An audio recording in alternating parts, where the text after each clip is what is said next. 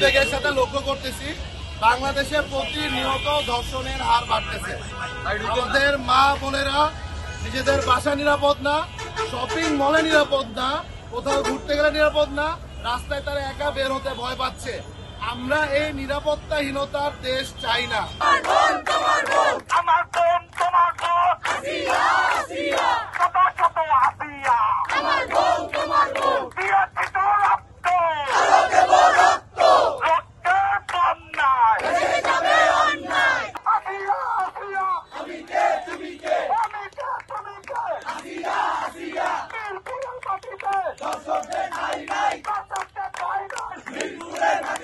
অবিলম্বে অন্তর্বর্তীকালীন সরকারকে ধর্ষণ বিরোধী আইন সংস্কার করতে হবে। ধর্ষকদের ঠিকানা এই বাংলায় হবে না।